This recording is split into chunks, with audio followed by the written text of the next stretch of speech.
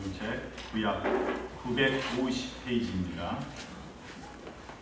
우리 함께 큰 목소리로 공독하시겠습니다. 3장 1절에서 시작됩니다.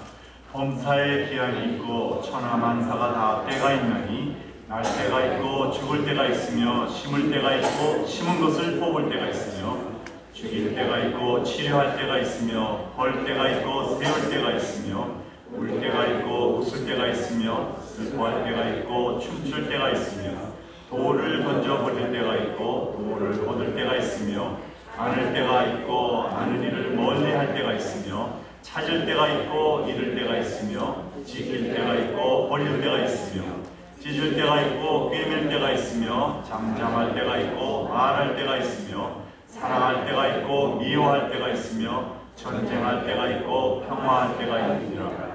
일하는 자가 그의 수고로 말미암아 무슨 이익이 있으랴. 하나님이 인생들에게 노고를 주사 애쓰게 하신 것을 내가 보았노라. 하나님이 모든 것을 지으시되 때를 따라 아름답게 하셨고 또 사람들에게는 영혼을 사모하는 마음을 주셨느니라. 그러나 하나님이 하시는 일의 시종을 사람으로 측량할 수 없게 하셨도다. 아멘. 정인수 목사님 나오셔서 모든 것은 때가 있습니다라는 말씀으로 말씀 전해 주시겠습니다.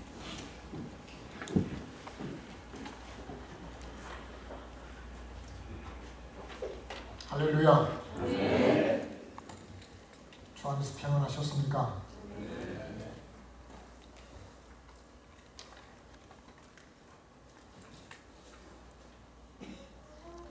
다음 슬라이드를 넘겨주시기 바랍니다. 1963년 11월에 케네디 대통령이 버지니아주에 있는 아링턴 국립묘지를 찾았습니다. 나라를 위해서 목숨을 바친 영웅들을 돌아보면서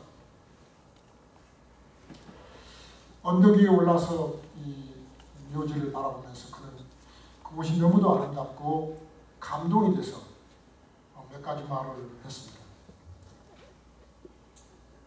참으로 아름답습니다.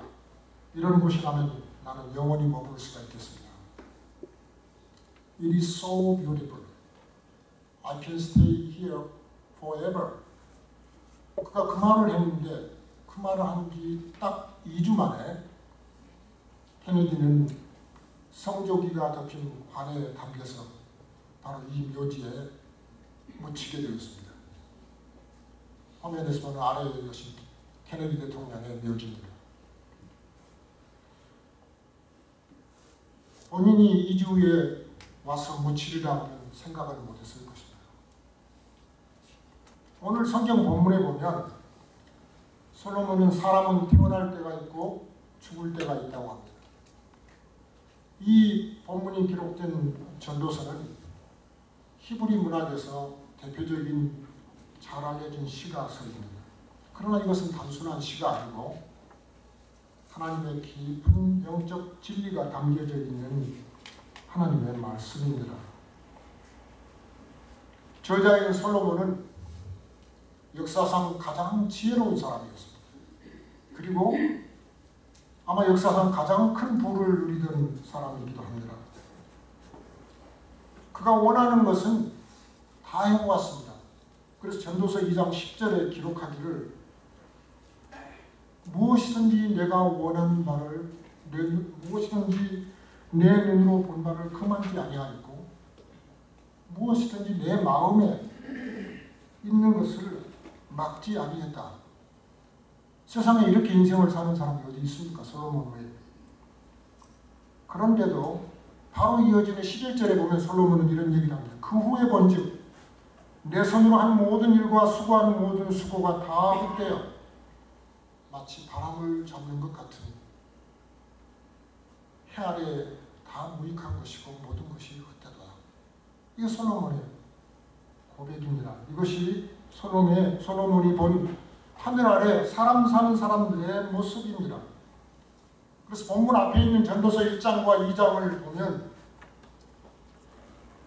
솔로몬은 자신의 삶의 경험을 통해서 세상의 지혜와 모든 것, 그것이 결국에는 우리 삶의 행복과 만족을 주지 못하고 헛된 것이었다고 고백을 합니다.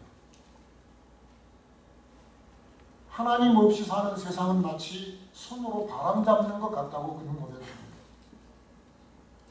그래서 1장과 2장에 나오는 내용들이 다 세상에서의 삶에서 우리가 당하는 허무함과 도전에 대해서 말하고 있는데, 이 3장에 오면 어쩌면 더 큰 도전을 솔로몬은 말하고 있습니다. 그것은 사람이 이 땅에 살면서 사람과의 문제도 문제이지만, 만약에 저와 여러분이 이 땅에 살면서 하나님하고 문제가 생긴다면 더 심각한 문제 아니겠습니까? 성도님들 중에서 이 세상에 살면서 지금까지 문제가 하나도 없었던 분 있으면 손을 한번 들어보세요. 앞으로도 문제가 없으려는 분 있습니까? 없죠. 다 우리는 문제를 안고 살아갑니다. 문제와 함께 살아갑니다. 그래서 문제가 좀 있어도 다 그러려니 하고 어떤 면에서는 위로를 받습니다. 그런데 그 문제가 만약에 하나님하고의 문제라면 이 문제도 더 심각해집니다. 솔로몬은 하나님하고 문제가 생겼습니다. 그것은 사실은 솔로몬 혼자만의 문제가 아니고 오늘날도 여전히 이런 하나님하고 문제를 안고 사는 사람들이 있습니다. 1973년에 나온 책이 하나 있는데 이 책은 베스트셀러가 되었습니다.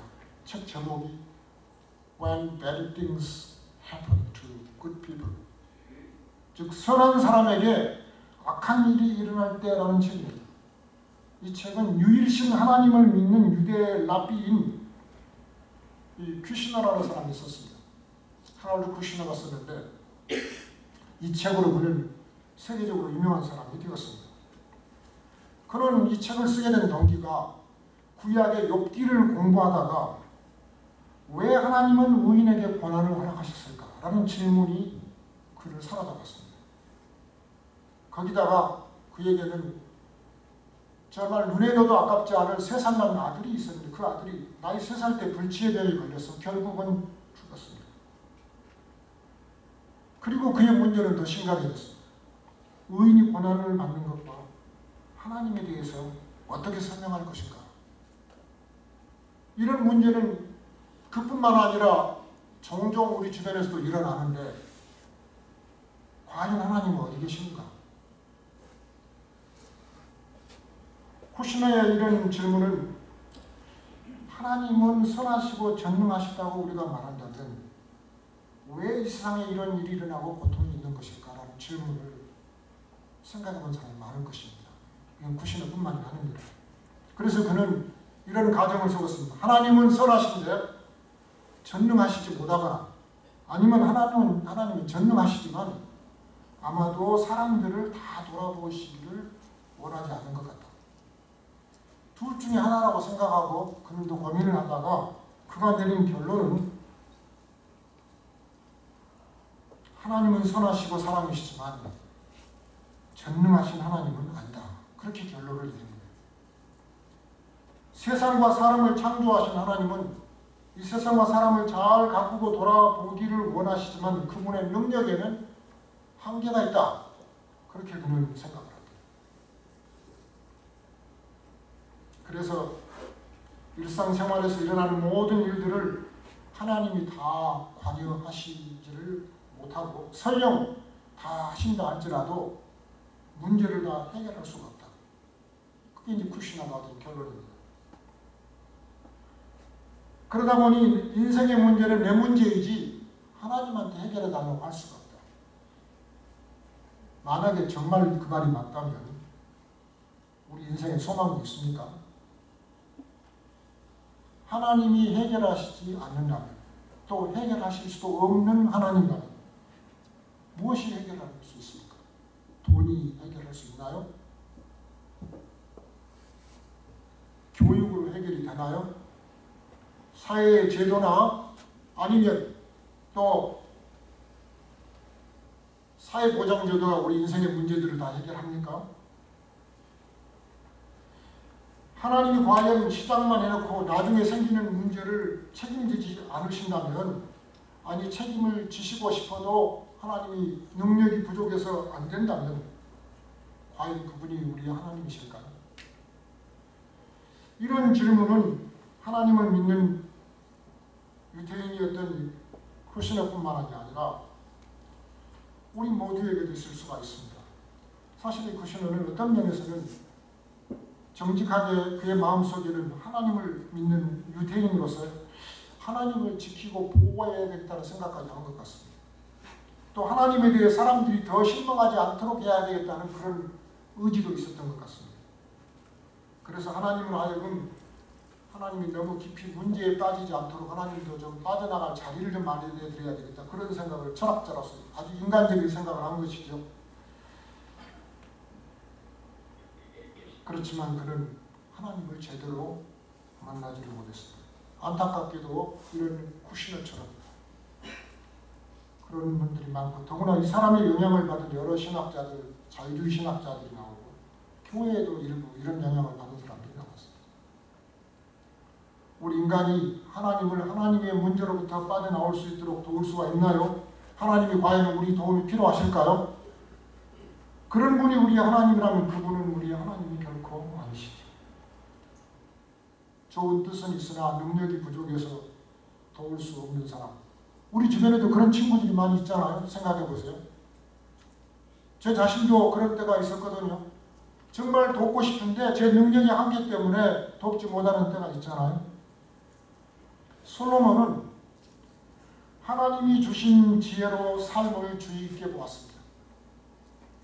그리고 모든 것은 하나님이 다스리시지만 우리의 생각으로는 이해할 수 없는 일이 일어나는 것을 보았습니다.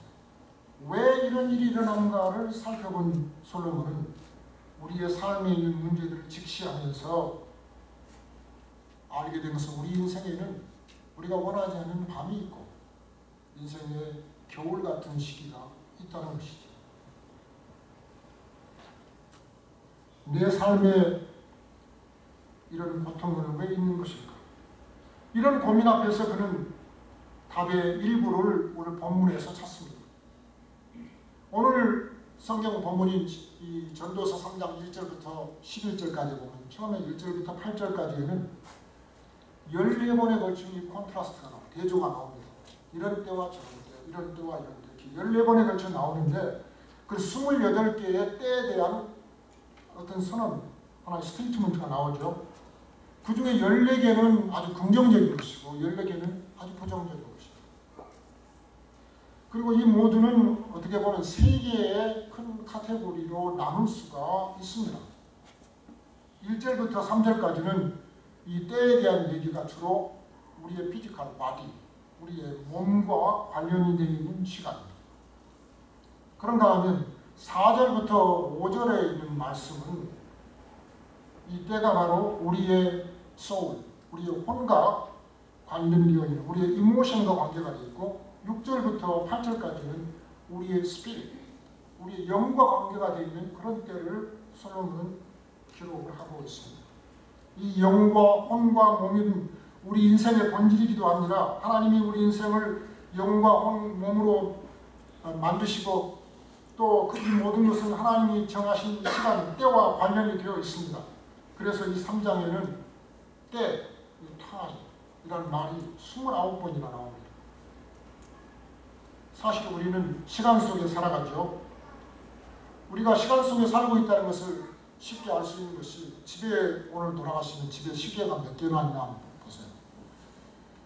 평소에 잘 모르는데 저도 작년 11월 달에 그 데이라이트 세일이 끝나는 날 내일 아침이면 시간이 또 1시간 달라지기 때문에 새벽에 달라지니까 저녁에 시계를 맞춰놓고 자야 하잖아요. 그래서 이제 시계를 고치려고 보니까 다행히 한 2개 정도는 시계가 안 고쳐도 저절로 맞춰주는 시계가 있어요. 보니까 집에.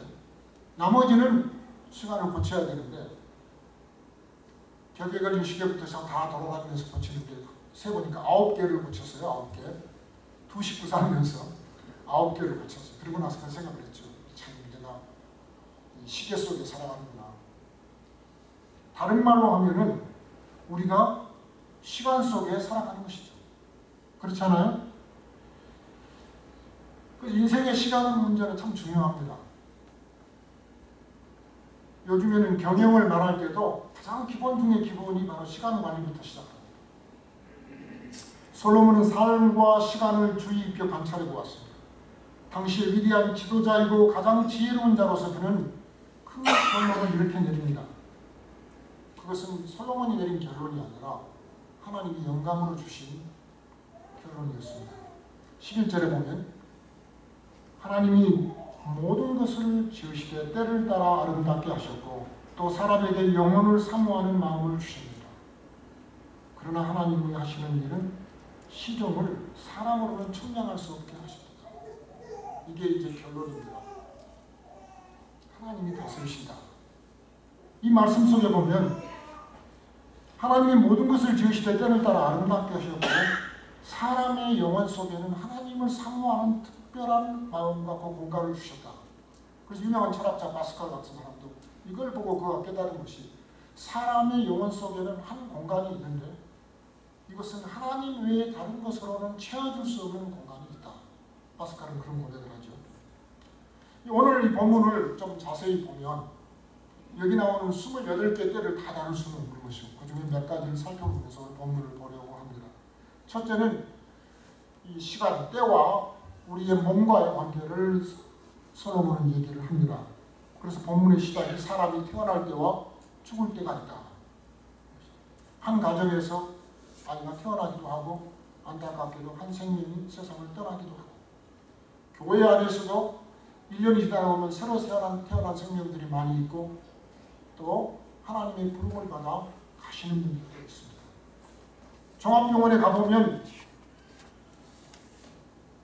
분만실에서 태어나서 신생아실로 옮기는 그 순간에도 한 병원의 같은 곳에서 한쪽에서는 중환자실에서 영안실로 시신이 옮겨지는 경우가 있습니다. 저는 담임 목회를 해본 목회자가 아닙니다. 그렇지만 목사님들 얘기를 들어보면 같은 날 한 생명이 태어나서 기뻐하는 곳에 가서 축하하고 함께 기뻐하고 또 서로 결혼하는 부부를 위해서 축복하고 결혼 집례를 하고 같은 날 오후에 상당한 집에 가서 위로하고 함께 눈물을 흘리고 애도해야 되는 그런 경험을 목회자들은 종종 많이 합니다. 목사가 배우도 아니고 조금 전에 묻고 축하하다가 조금 후에는 가서 같이 울고 애도해야 될 때 이걸 우리가 어떻게 하나. 그래서 목사님이 교회에 와서 이런 광고를 했다고 생각합시다. 목사도 한계가 있습니다. 내가 이 짓을 못하겠으니 우리 교회 성도들은 애를 낳으려면 반드시 월요일하고 화요일에 가시고 결혼식은 주로 토요일날 오후에만 하시기 바랍니다. 그리고 세상을 떠나실 때는 금요일날 떠나십시오. 그런 광고를 했다면 또 그런 광고를 한다고 의미가 있겠습니까? 하나님이 정하신 때가 있는데 그래서 오늘 본문의 시작을 보면 우리가 태어날 때가 있고 죽을 때가 있다. 이런 얘기가 나왔으니까 제가 오늘 만나보지는 못을 우리 책에서 읽었는데 미국 목사님 한 분이 20년 동안 목회를 하시다가 갑자기 가서 훈련을 받고 교육을 마치신 다음에 목회를 그만두시고 장의사가 되겠다고 선언을 했어요.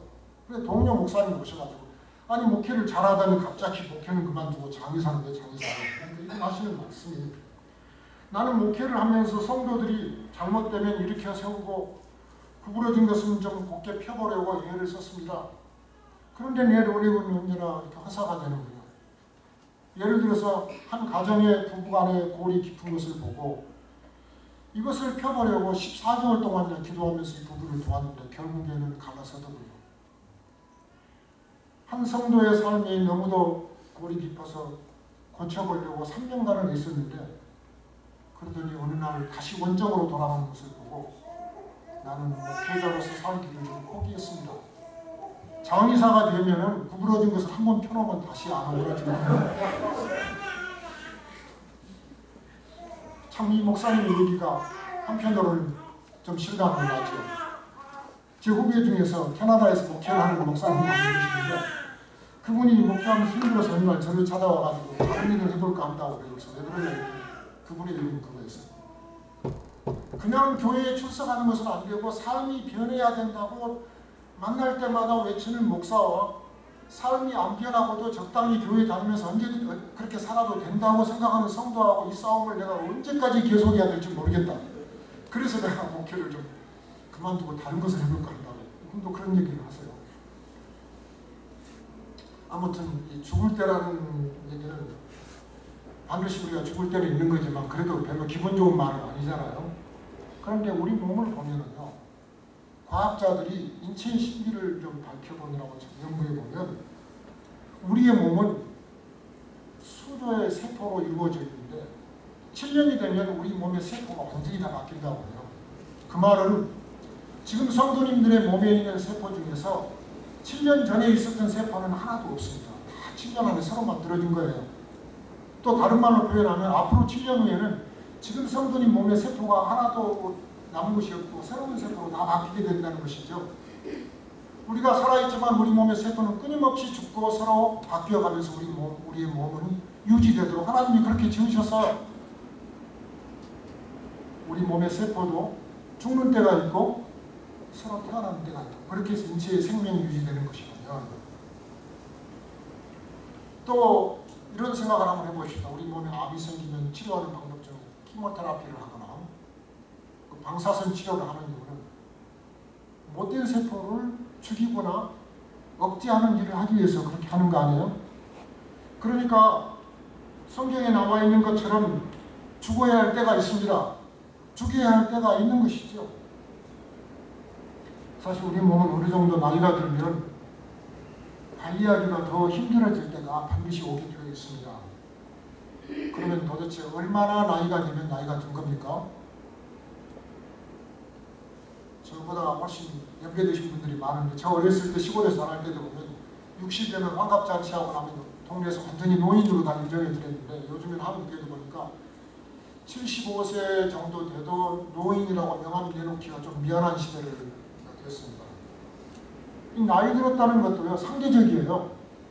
그런가 하면 여자 체조 선수는 21살만 되면 나이가 들었다고 말합니다. 왜냐하면 대개 13살, 14살에 선수 생활을 시작해서 18살을 전후로 선수의 전성기가 되고 20살이 넘으면 완전히 하향 곡선을 그리기 때문에 나이 든 선수다. 테니스 같은 경우도 30살만 되면 나이가 들었다. 그러니까 나이는 상대적인 것이죠. 이렇게 숫자의 나이가 사실은 문제가 아니라 우리가 더 알아야 할 것은 하나님이 이 모든 과정에 함께 하시고 우리의 삶의 모든 계절에 하나님은 여전히 우리 곁에 계시며 우리를 인도하고 계신다. 그걸 아는 것이 중요하죠. 4절, 5절에 보면 우리의 삶에서 이모션, 정서하고 관계된 부분을 솔로몬은 다루고 있습니다. 그래서 4절의 시작이 울 때가 있고 웃을 때가 있다. 성경에도 기록되어 있고 우리가 경험하는 것처럼 웃음은 영혼의 약이라고도 합니다.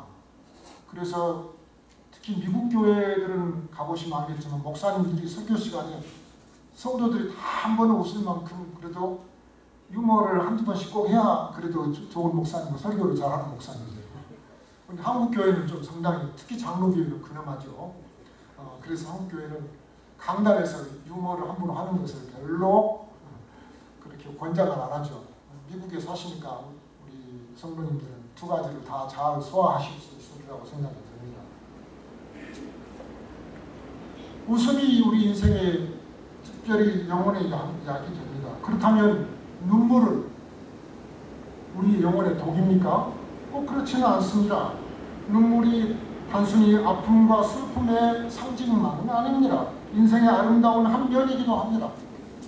예수님도 이 땅에 사시면서 우셨습니다. 시편 126편 6절 말씀은 5절 말씀은 기록하기를 눈물로 씨를 뿌리는 자는 기쁨으로 담을 거두리로다. 이렇게 말씀합니다. 눈물은 하나님 앞에서도 참 소중한 것입니다. 하나님은 우리의 눈물의 기도에 더 귀를 기울이십니다. 그리고 눈물은 우리가 하나님과 더 가까워지게 하는데 특별한 기회를 제공합니다. 그런 경험이 있으시죠? 눈물을 쏟고 나면 내 마음이 좀 정결해지는 것 같고 깨끗해지는 것 같은 경험을 하시죠? 그래서 한국에 잘 알려졌던 크리스천 시인 가운데 김현성 씨가 계시죠? 수련대학 교수를 하시는 분이에요. 그분이 쓴 시 가운데 보면 눈물이라는 시가 있습니다. 그 시의 한 면이 이런 면이 있습니다. 흠도 티도 없는 것. 가장 소중한 것으로 드리라 하고 눈물을 드리겠나이다. 그런 표현이 나옵니다. 우리도 언젠가는 하나님이 우리 눈에서 모든 눈물을 다 닦아주시고 다시는 눈물이 없는 것으로 인도함을 받을 때가 있습니다. 그러나 이 땅 위에 사는 동안은 우리는 눈물 흘릴 때와 미소 지을 때가 있기 마련입니다. 그러면서 우리가 하나님을 더 잘 알고 하나님과 가까워지는 것을 배우게 됩니다. 우리의 삶의 모든 정서는 다 거기에 맞는 때가 있습니다. 인생의 깊이를 알려면 이런 과정을 다 거쳐야 됩니다. 이 정서라고 하는 것은 우리의 인격의 한 부분이고 우리의 삶의 한 부분으로 하나님이 지으셨습니다. 그래서 하나님은 그 형상을 따라서 우리를 지으셨는데 그런 우리에게는 이 정서라는 것이 참 소중한 것입니다. 6절에서 8절에 보면 특별히 우리의 영혼과 때와의 관계를 성경은 말하고 있습니다. 그래서 6절의 시작이 얻을 때와 잃을 때가 있다. Time for gain, time for loss. 이렇게 얘기를 합니다. 얻는 것은 좋아하지만 잃는 것을 좋아하는 사람은 없습니다. 한국에도 주식시장이 한참 화랑일 때 사람들이 주식 투자를 많이 하기 시작하잖아요. 그러다가 주식에 투자했다가 많은 돈을 잃은 사람 중에 자살하는 사람들이 많은 것을 보았습니다. 돈을 잃는 것, 참으로 가슴 아픈 일이죠. 그보다 건강을 잃는 것, 또 자기의 지위를 잃는 것, 명예를 잃는 것, 다 안 좋은 일이죠. 심지어 머리카락 몇 개만 잃어도 아주 속상해하는 분들이 많잖아요. 머리카락 잃은 걸 보고.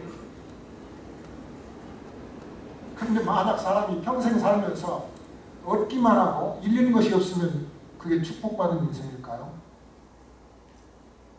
참 불행한 인생이라고 생각이 됩니다. 한 예를 들어 보십시다. 평생 동안 체중을 얻기만 하고 잃지 못한다. 그게 어떻게 되겠어요?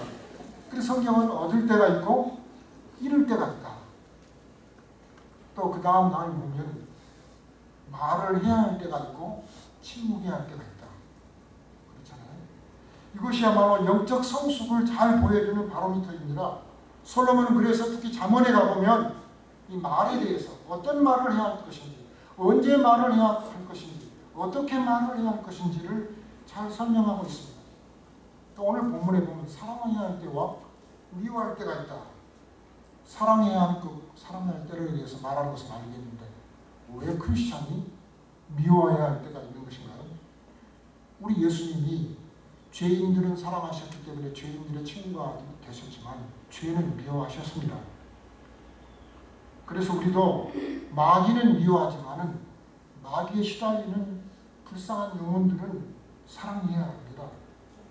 다른 성도라면 죄를 미워하되 죄 지은 사람은 사랑할 줄을 알아야 됩니다. 이혼 자체는 미워하지만 이혼의 상처를 안고 사는 성도들을 싸매고 격려해 주는 법을 우리는 알아야 됩니다. 마약 중독은 미워하지만 이 마약 중독으로 고통받는 사람들을 안타깝게 여기고 그 고통에서 나오도록 돕고 격려하는 것을 우리는 배워야 합니다. 그러니까 우리는 미워해야 할 때가 있고 사랑해야 할 때가 있는 것이죠. 본문 후반부에 가보면 평화를 해야 할 때가 있고 전쟁을 해야 할 때가 있다고 했습니다. 이 말은 저는 상당히 처음에 거슬렸습니다. 전쟁을 해야 할 때가 있다. 전쟁이 일어나는 것도 하나님의 섭리고 하나님의 전쟁도 계획해 놓으셨구나. 이걸 하나님의 섭리로 받아들이기에는 참 얼른 그렇게 용납이 되질 않았습니다. 저는 워싱턴 DC에 갔을 때 한국 참전 용사들의 공원을 찾아가 보았습니다. 그 공원을 제가 둘러보면서 제 마음에 참 여러 생각이 들었습니다. 왜냐하면